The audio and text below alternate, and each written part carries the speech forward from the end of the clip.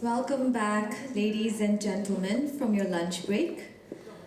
We are about to dive into an intriguing session on orality, digital technology, and archiving, featuring a hybrid and live group discussion. Our esteemed discussants for this session are Dr. Shubha Chaudhary, who joins us virtually from the American Institute of Indian Studies in Gurugram, Jaramdi Wati Longchar Ao, an Ao Naga ethnomusicologist from Goldsmiths, the University of London, who has been actively involved in preserving and documenting Nagaland's folk music tradition, and finally Dr. Wicham Dinbo Mataina, an assistant professor at Tetso College with a deep commitment to language preservation and documentation. Guiding this enlightening discussion will be our moderator, Mr. L. Somi Roy of the Imasi Foundation. So get ready for an engaging exploration at the intersection of orality, technology, and cultural preservation. Please give them a warm welcome.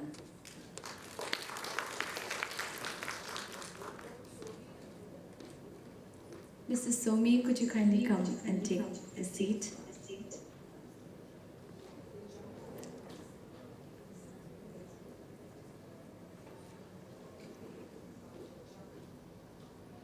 And Mr. Wicham, we would like you to be present here, please.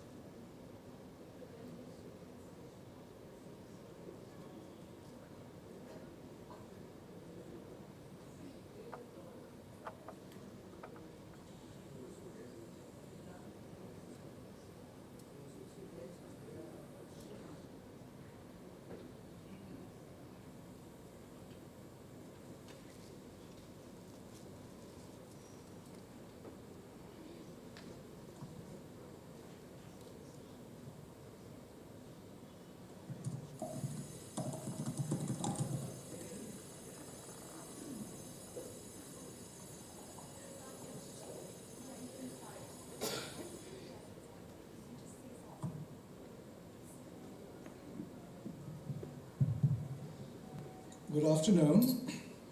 This is Somi Roy from Hi, can people hear me? India Foundation. Okay. Can you hear? I'm not sure if hear anything else. Yeah, I can't hear anything, so I'm not sure who's supposed to start. Sorry. Who's talking to me? Okay. So, hi Shubha. Yes. Can you hear me?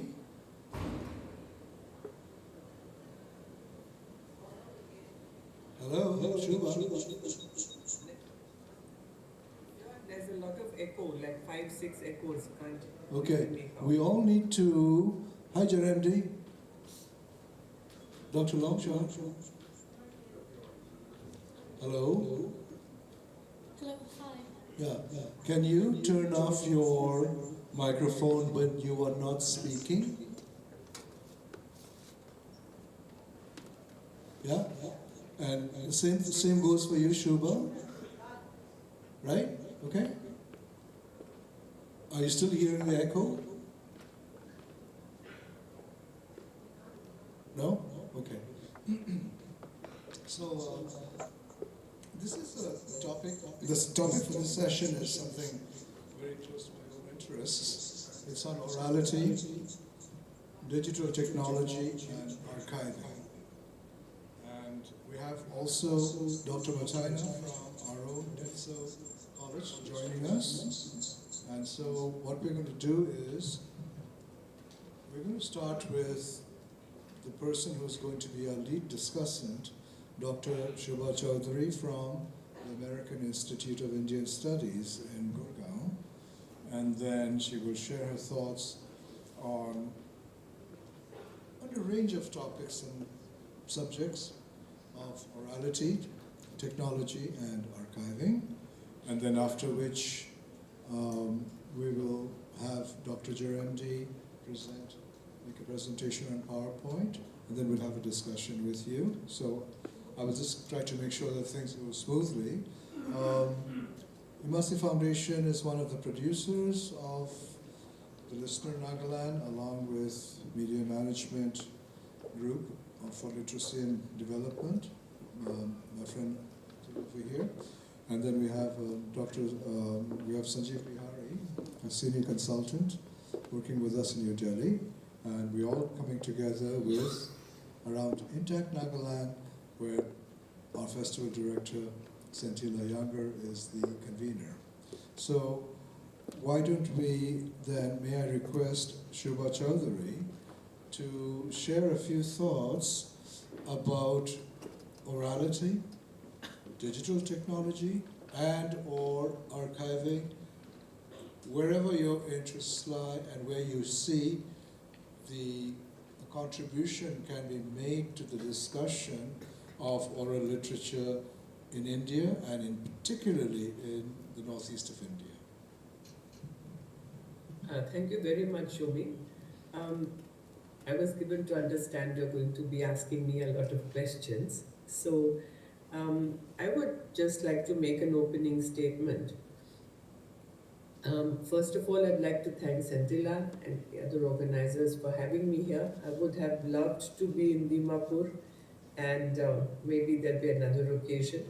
I have visited Nagaland only once and have great respect and admiration for the wonderful oral traditions and the music especially, which is my area. To introduce myself, I work for the Archives and Research Center for Ethnomusicology, which is part of the American Institute of Indian Studies, as Shumi said. But just to make clear where my major interests lie. So we have two people from ethnomusicology in this panel. I think that I'm really interested that orality has taken the forefront in this panel, at least, because all our performing traditions, a lot of our literary traditions in India are all oral traditions. And I think that we underrate oral literacy a great deal when we say that there's a level of literacy, because the amount of knowledge there is in the oral literature area, whether it's songs, it's poetry, it's other forms of what is being called folklore, which I don't quite like, is really such a very, very rich area.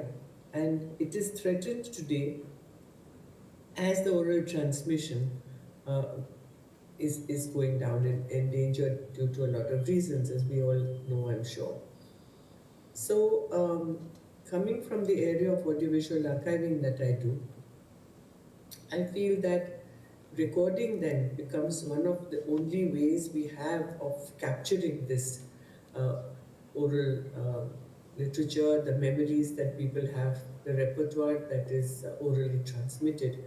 And we cannot prevent things from dying, in the sense we cannot prevent people from not wanting to sing songs or not carrying out certain rituals.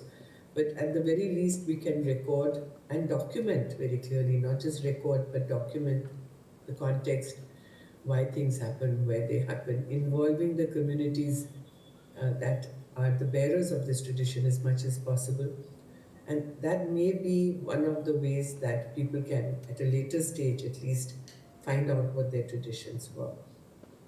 And hence, working in the field of archiving, I feel positive at least about that we're not able to stall change, but we're at least able to record and preserve and make it available to other generations, make it available to scholars, such as we have on our panel, make it available to those who are interested. To do this successfully, I feel today that we have to work in a way that we haven't worked before. I think a lot of our documentation projects, well-meaning though they have been very top-down in approach. And unless we work very closely and let communities lead how they wish to be documented, how they wish to be archived, what their knowledge is encapsulated, and they lead with their knowledge, we will not produce material that is of long-lasting value. The UNESCO 2003 Convention for Safeguarding of Intangible Cultural Heritage has also increasingly been going in the direction of community-based inventory, community involvement, community respect and recognition. I think that is the direction that our work in archiving, our work in documentation should be taking. Coming to digitization, which is one of the topics, well, digitization has been a boon, and like a lot of things, a double-edged sword, because of course it has made it very much easier to record. It's become a lot cheaper also. It makes it possible for us to distribute equipment in areas that we may not have been able to do before. The mobile technology has made people very aware of how to use such tools. In fact, many places, the mobile phone itself serves as recording equipment. And so it's made it very easy and much more accessible.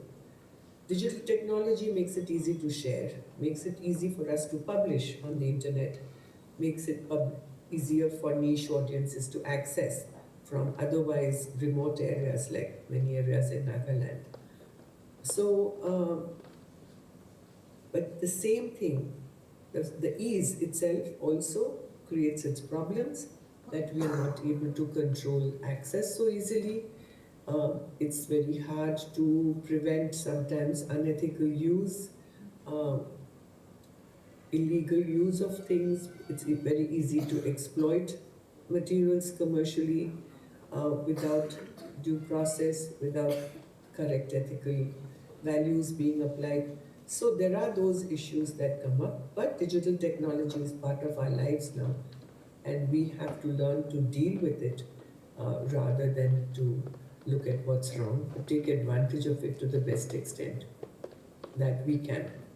So these are just a few thoughts with which I wanted to open, and Shomi, I look forward to your other questions. Thank you. Thank you, Dr. Chaudhary. Thank you, Shobha. This is probably a good time for me to also acknowledge and thank the archival partner of the listener, which is Corsal, the University of North Texas, outside of Dallas. So it's about computational resources on South Asian languages, and we started a listener festival collection after the previous festival in February of last year in Delhi, so this year in Nepal. And then, so in absentia, we thank them. We will continue to archive at Corsal, and more about that later because Dr. Bataina has also been working with Corsal. In the meantime, thank you, Shobha. And can we go to Dr. Jayanti now? And I think we have a PowerPoint, do we not, from you? Yes, so I'm going to try and share from my screen, but just in case that doesn't work, I have emailed someone at the team. Thank you. Am I okay to start? Yes, please.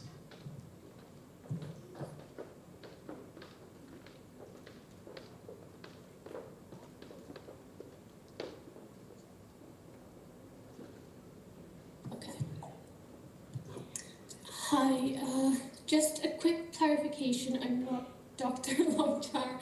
I just did my master's, so I just want to quickly clarify that. Thank you so much for having me on here today. I'm really grateful to Dr. Sentila and the team for asking me to join you today. I'm just going to talk very briefly about my work in ethnomusicology and what I have done to try and document the oral tradition of the Ao Naga tribe. So that's the tribe I belong to, and since 2015, I have been studying and documenting the folk music tradition of my tribe, and since then I've been continuing to do so. Past 2 years or so, I took a little bit of a hiatus from my work, but I'm glad to be finally coming back to it now, and this festival is such a wonderful opportunity to talk about my work and about why oral traditions and archiving them is so important, especially in this age of digital media. For me, and I'm sure for a lot of people of my generation and the younger generation, I didn't grow up with the knowledge of our folk song tradition. I didn't really know much about it. I didn't appreciate it growing up. And it was only when I ventured into the field of ethnomusicology and began to study of our folk music tradition that I began to really understand the cultural and historical significance of these songs and the wealth of information contained in them, and especially in the song lyrics, and the chance to learn our ancient tunes from oral historians in the villages was incredibly invaluable for me to experience my own tribe's history in a very meaningful and personal way.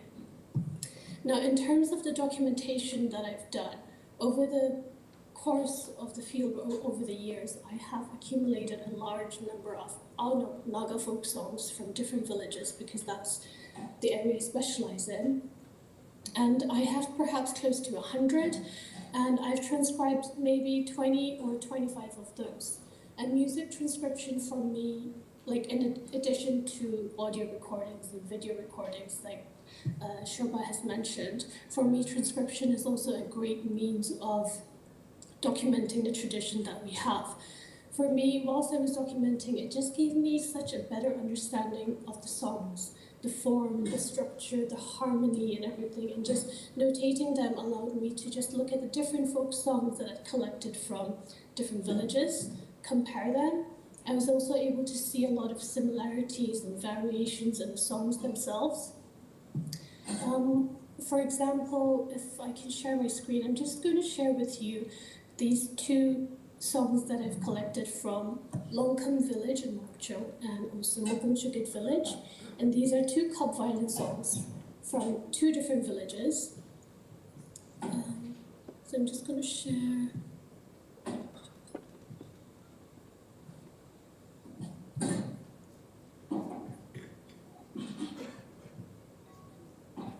Is everyone able to see this? Can you see the PowerPoint? Yes, thank you. We're able to see it quite clearly. Yeah, great, thank you. So this is the first song that I collected from Longcombe Sorry, village. you might want to go to the slideshow because then we would see your main slide clearer. Right now we're seeing all the slides. Yeah, I have clearly not done this in a long time because I don't know. Okay. So this is the first song that I collected from Longcombe village, and this is one of my transcriptions. I'm just sharing like a section of it. I'm not sharing the entire thing, but I'm just quickly going to play it. And after this, I'm going to play the folk song from Mokumchukit village. And these are both cup violin songs, sung by different singers. So this is the first one.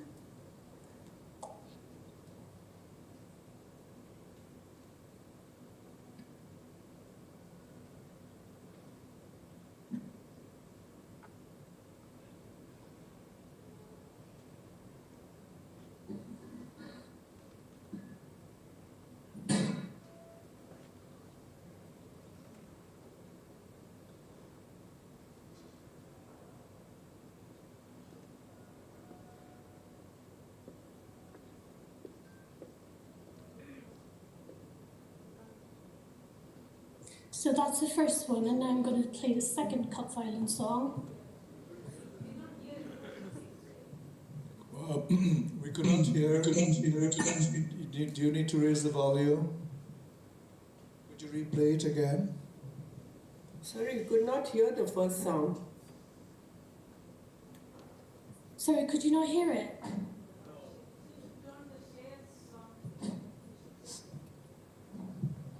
Sindhu, please send a message to her to replay it. Hi, can you hear me? We can hear you. Can hear you, but we couldn't hear the first sound. Okay, let me just quickly try this. Can you hear it?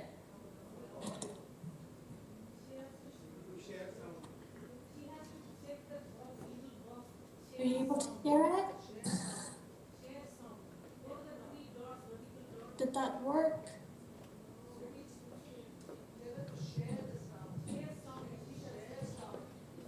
Let's say feedback from the audience. Share the sound.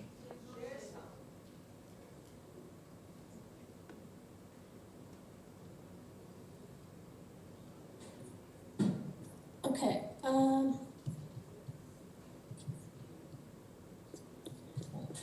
I'm just going to continue without Okay. the songs. I hope that's okay.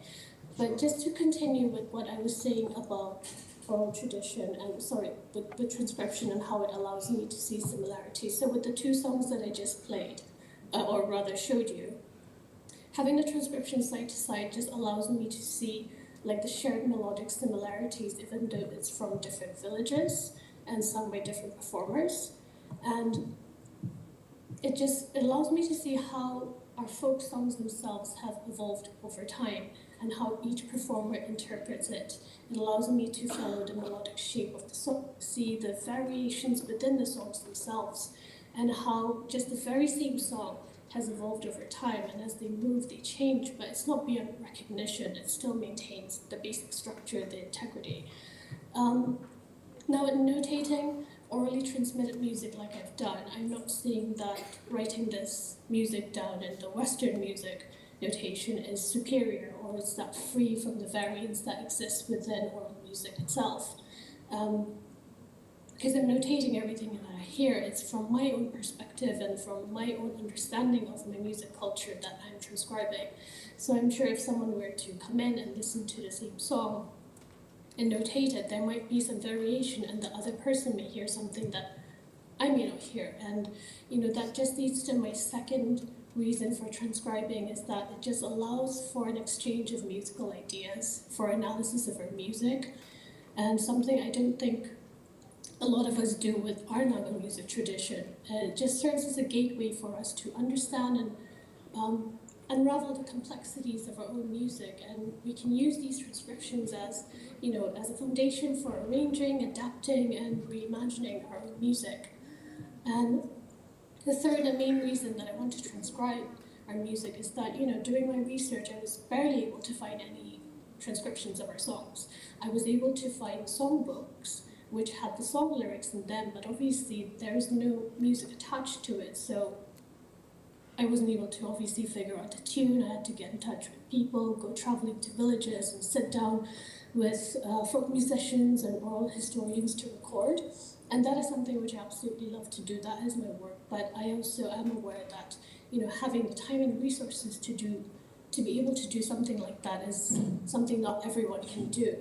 And, a lot of these older generation who know these songs, some of them are forgetting the songs, some of them have passed away. So what happens then when these tunes are completely lost to us? So that's the main reason why I am transcribing these songs and working on them. It's to preserve them, it's to make these songs accessible for researchers, not just from our community, but like outside researchers as well, for the transmission, for my generation, for future generations. And it's just a way to supplement the oral tradition that we have to help in the preservation process. There are a lot of other transcriptions that I have of folk songs, like lullabies, children's folk songs, which are incredible. And I'm working on them and hoping to share it with the public soon. And in terms of like digital archiving, I've been working on a small project of mine for the last 1 or 2 years, and I'm yet to release that, to make that public. And the reason I've delayed it touches a lot on what Shubha said about, ethical values and things like that. Just making sure that when I finally put my work out there, that it also respects the people who I got the songs from, it respects my community, and just making sure that I do it in a way that is very ethical and respectful of my culture. Yeah, thank you.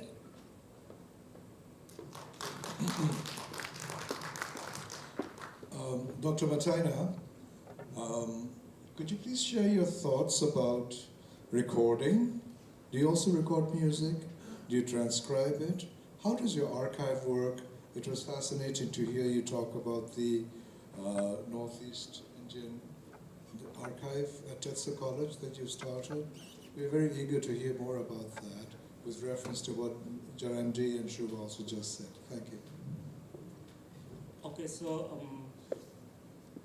talking about NIPA, we are not at the stage of transcribing or technically called annotation, where you have to translate and even each word, each syllable, each morpheme, so that with that, somebody can write a grammar later on, somebody can write a dictionary later on.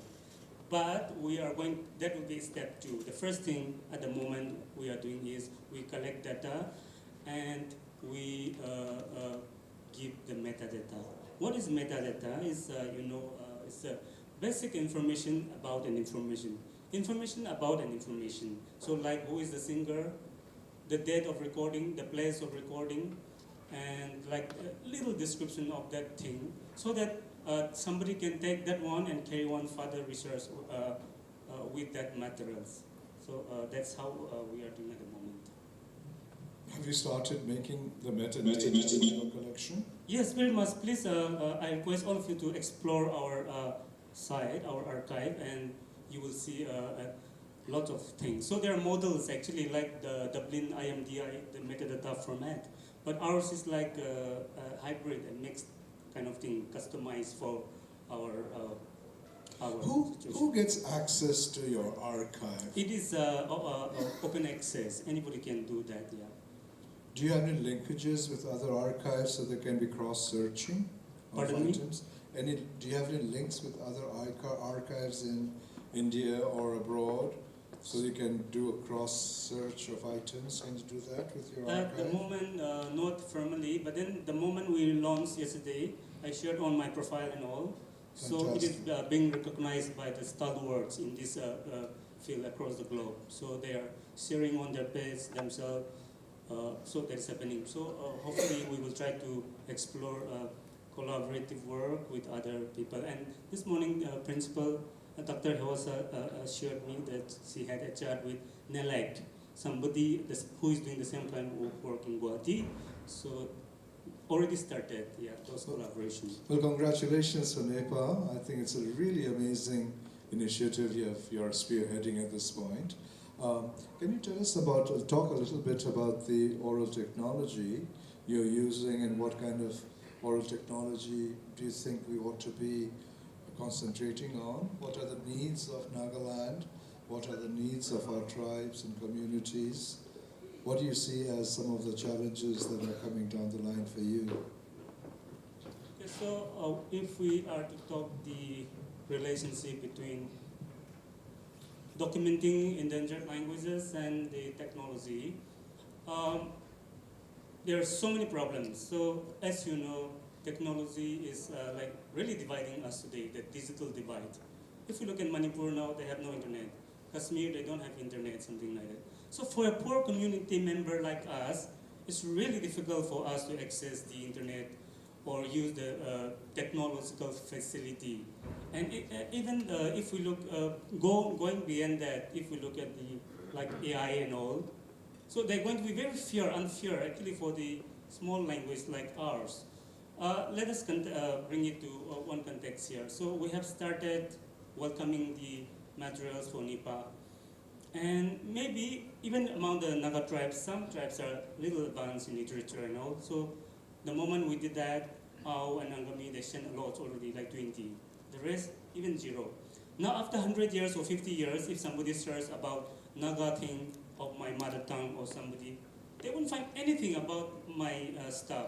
They will find only like Ao or Angami or Bengali, what is being like more. Because AI work in the probability, they focus only on the history or something like that. So that is one challenges or concern I see if I have understood your question properly.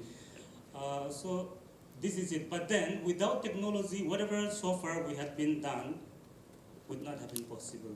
So I have been doing this one like for the last 13 years or 14 years.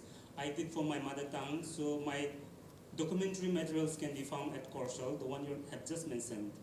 And also I had like a field linguistics experience working for Sherpa and Gurung in Gangtok. Anyone from Gangtok? Also, I work for Sherpa and Gurung, and then I work for Gary in Himachal Pradesh. All through, so today Professor Umay is here, so they train us while we are in CIL. And so because of all these, we are doing what we are doing. We could do what we are doing today. I wonder if I can turn back to Shubha. Can you hear me, Shubha? Yes. Could you tell us about how are some of the methodologies you employ? How do you collect some of your archival material? Where is it stored? Who has access to them? Of your properties of music and ethnomusicology? Thank you. And I would just like to begin by saying we'd be very happy to collaborate and be in touch with individual scholars like NND, as well as archives that we are talking about. We always have believed greatly in collaboration, and that's how we all grow and learn from each other. So in terms of technology, Shomi, it's a very different levels of technology that we can deal with for incoming material. So there are today fairly, depends on the level of funding that you have for a project, the kind of equipment that you can provide in the field. But there's fairly reasonable, very good digital audio recorders available, and for a lot of our work, audio is good enough.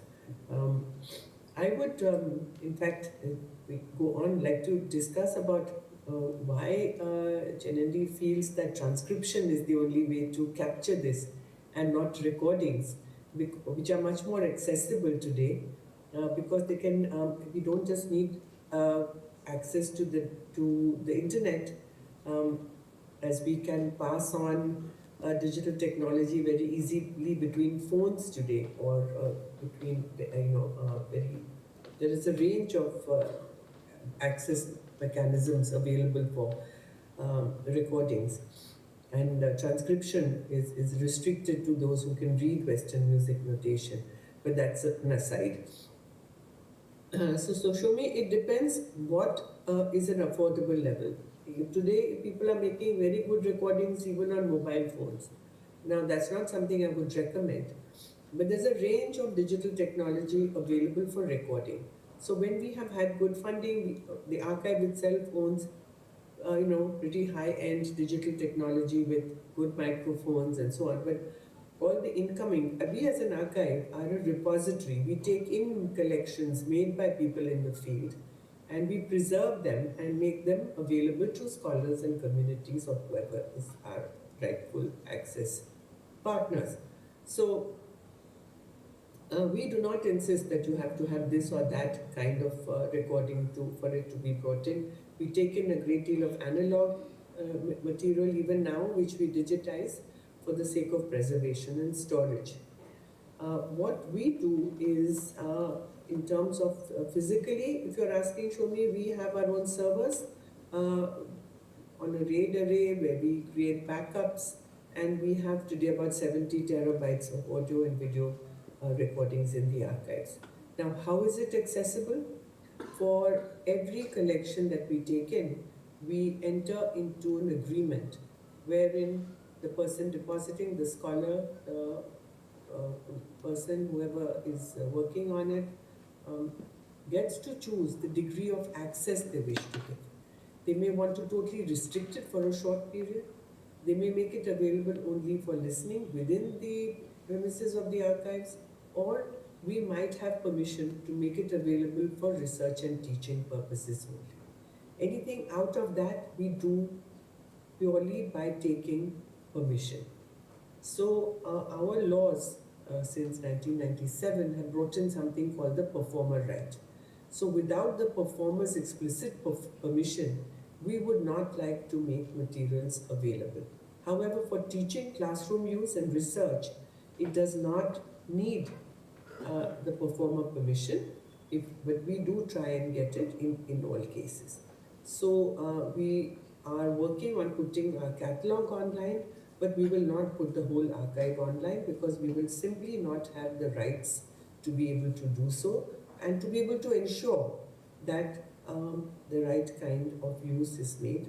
It's also not very practical in terms of space and managing such large online digital repositories.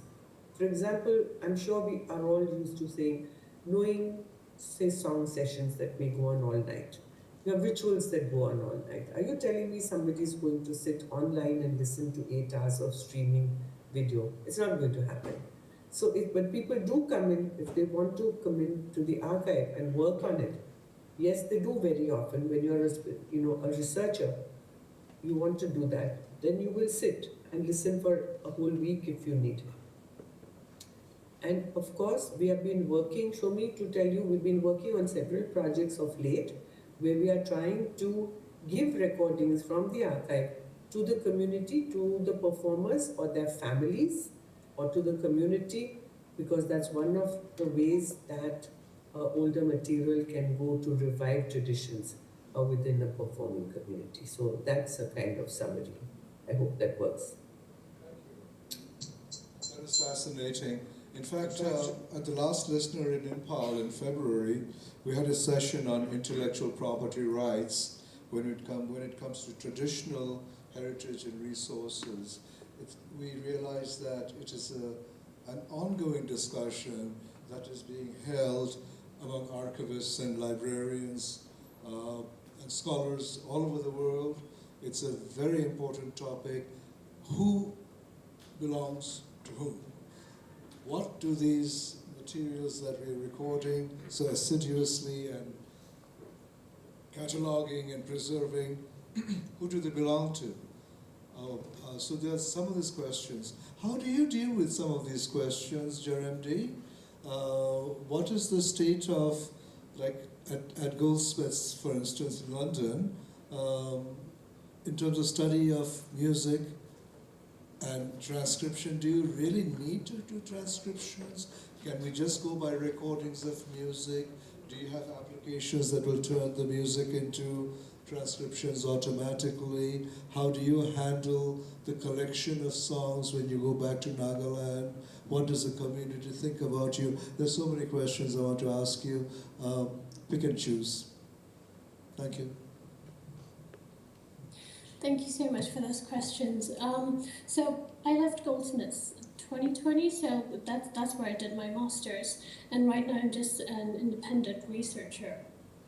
Just to quickly go back to Dr. Shiva's question on the transcription. So when I'm talking about them, I'm not in any way saying like these are superior to the recordings that we have. This is just a way for me personally as a musician, because I have been trained in a Western musical, like classical tradition, so it just helps me understand it better as well.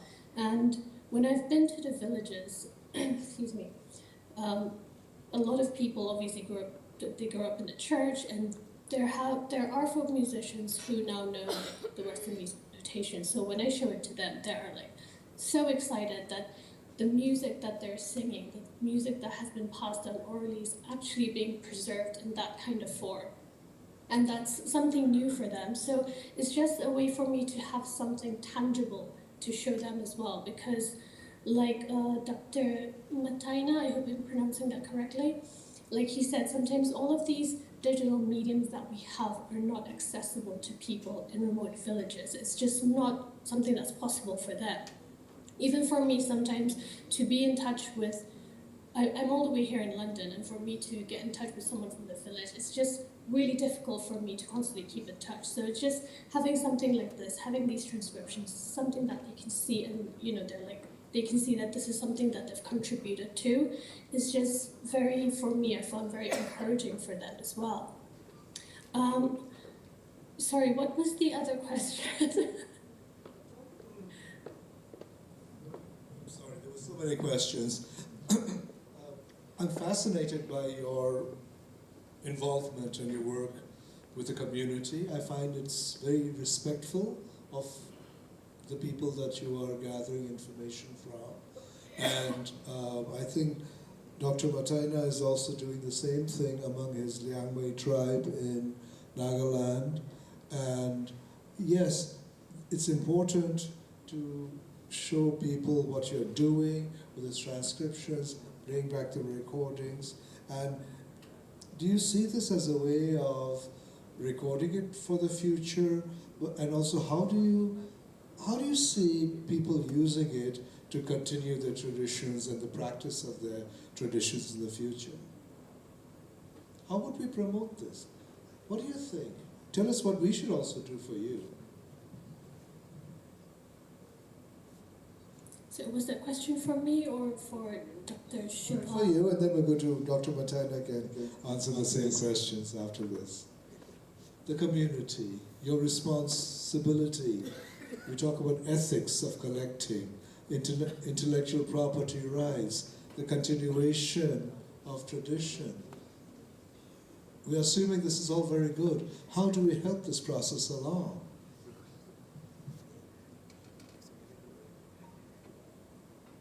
So that you can answer that, Jarendi. Yeah, thanks. If I can just come in Sure. while Jarendi is thinking about it.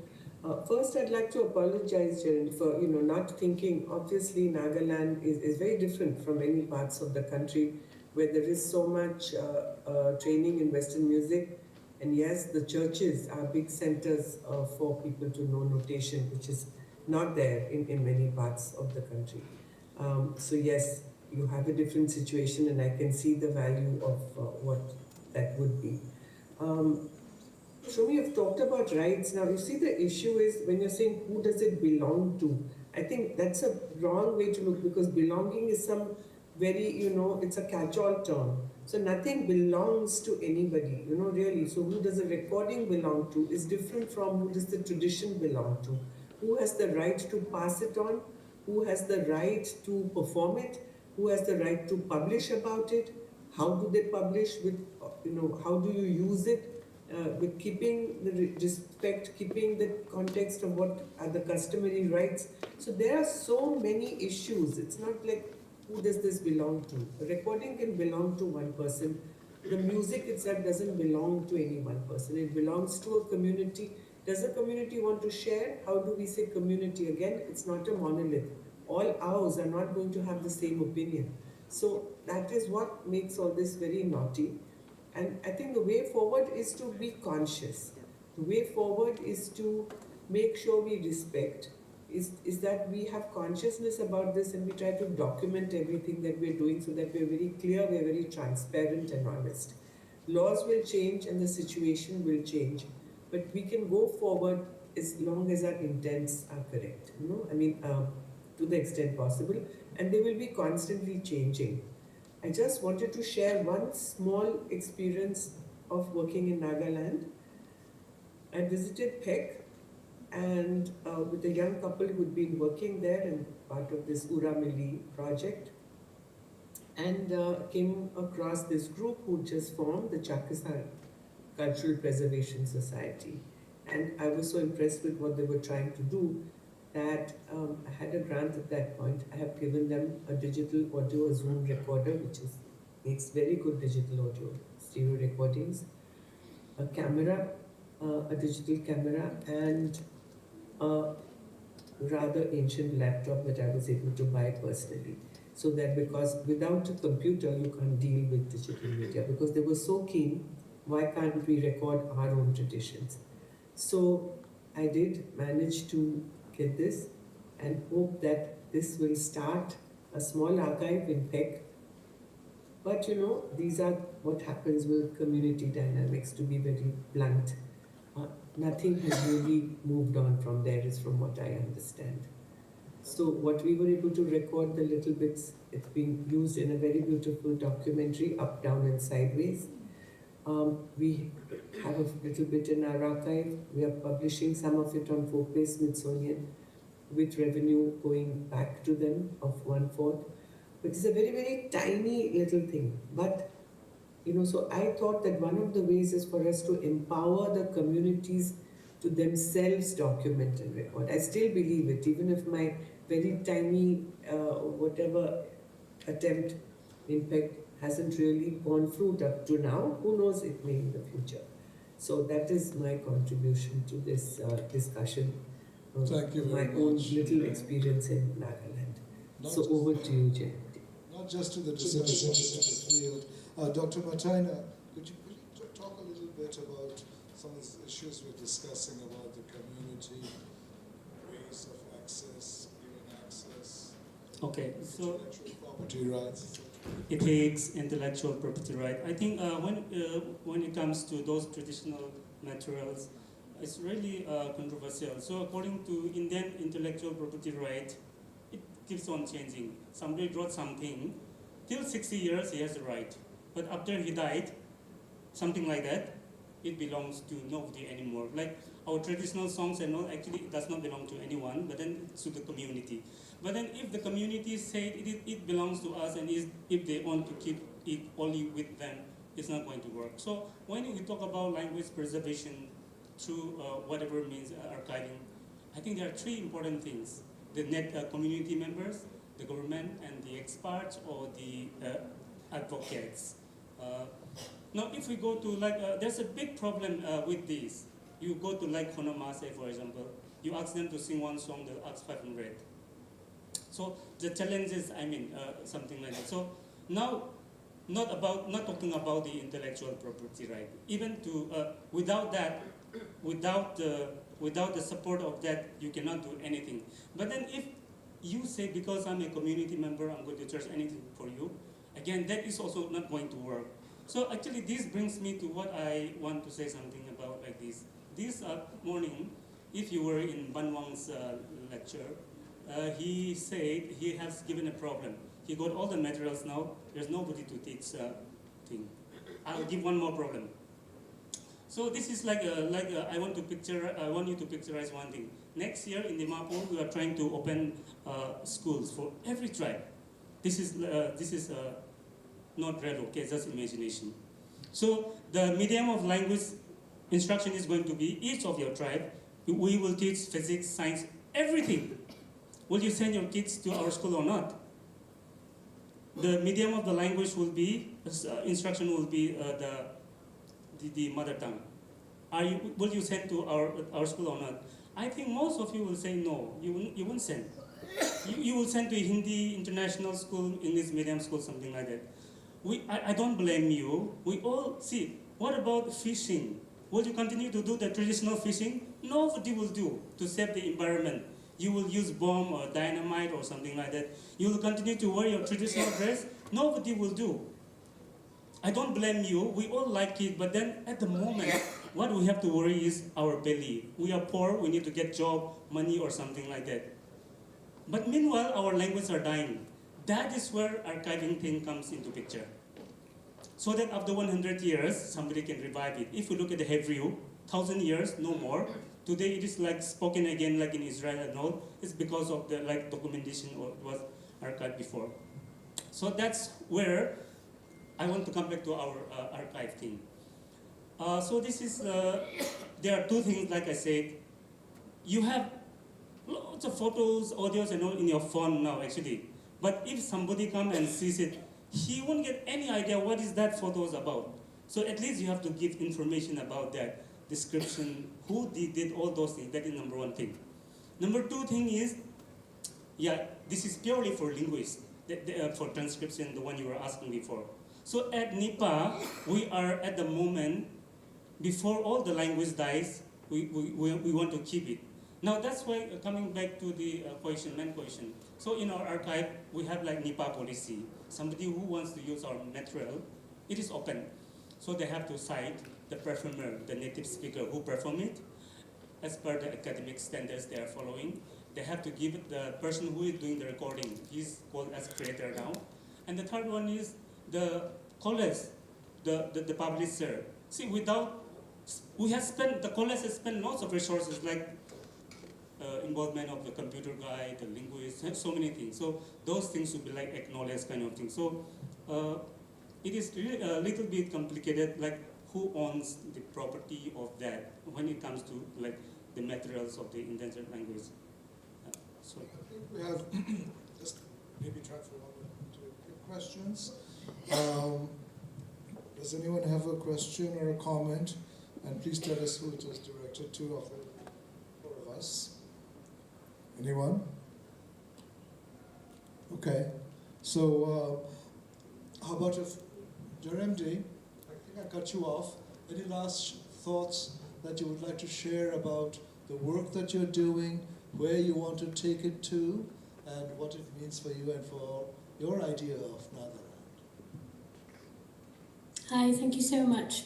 Yeah, the work that I'm doing right now, as I said, I'm working on the transcriptions, and obviously it's taken, like I said, it's taken me a while to share it to the public because there's the whole thing about consent and making sure that the people I got the songs from are happy with it, for it to be represented in the way that I represent it. So there is a lot of dialogue going on, and it's something that I'm working on.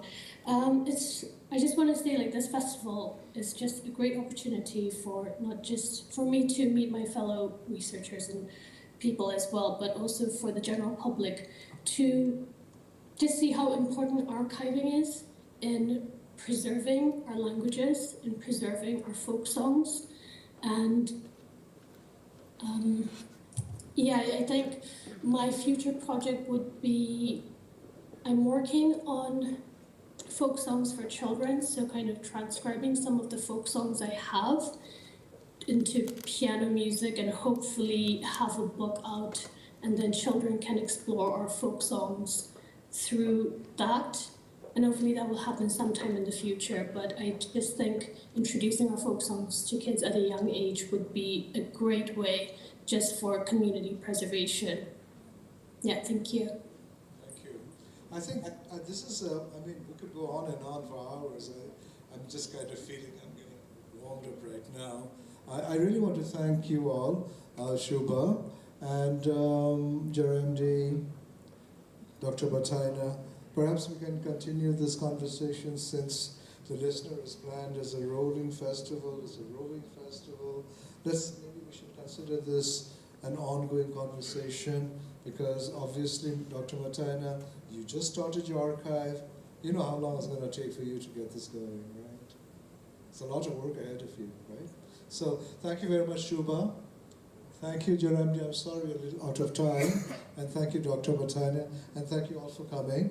So, and here, over and out, guys. Thank you. Bye-bye.